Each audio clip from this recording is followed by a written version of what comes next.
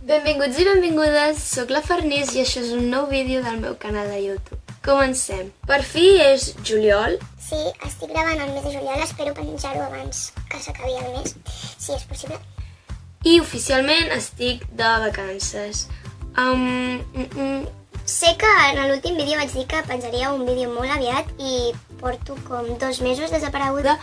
Però, aquest cop no vinc a lamentar-me, no demanaré perdó, sinó al contrari, felicitaré a tota la gent que durant aquests 2 mesos continua aquí darrere de la pantalla esperant un vídeo del meu canal de YouTube i sincerament estic molt contenta i orgullosa que hi hagi gent que encara tingui la confiança De que algun dia penjaria un vídeo.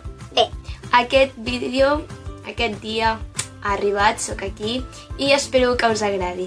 Ara sí, comencem. Les persones que hem estat adoptades i tenim trets físics no occidentals estem molt exposades a percebre el tracte de persona immigrada, on predominen mirades de menyspreu, de desconfiança, mirades de superioritat i fins i tot a vegades amb connotacions xenòfobes per part de la gent que viu al nostre voltant.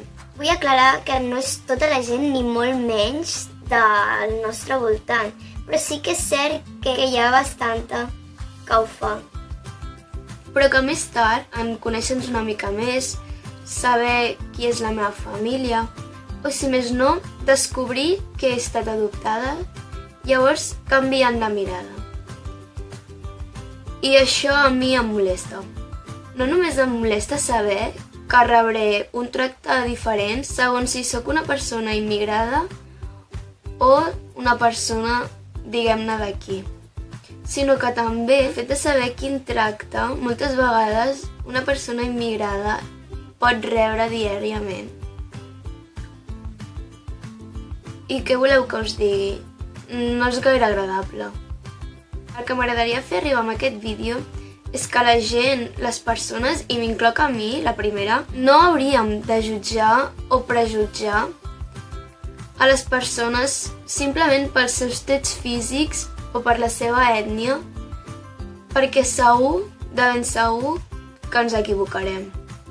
També afegir molt ràpidament que el tracte que a les persones que no coneixem hauria de ser per tothom igual, perquè en el meu cas els prejudicis els portaven a parlar-me amb un to de veu més elevat, canviant l'idioma i parlant-me més pausadament, com que pel fet de fer aquestes coses una persona xinesa els entengués millor. Així que crec que primer tracta la persona tal com et tractaries a tu. I després, si no t'entén, ja buscaràs els recursos perquè t'entengui. I fins aquí el vídeo d'avui. Espero que hagueu pogut rebre el missatge que volia transmetre, que us hagi agradat. Si és així, li feu like. Si voleu comentar, comenteu, i si no, en el pròxim vídeo. I que l'estiu és ben llarg, l'heu de gaudir i espero penjar alguns vídeos més. Ens veiem a la pròxima. Gràcies! Adeu!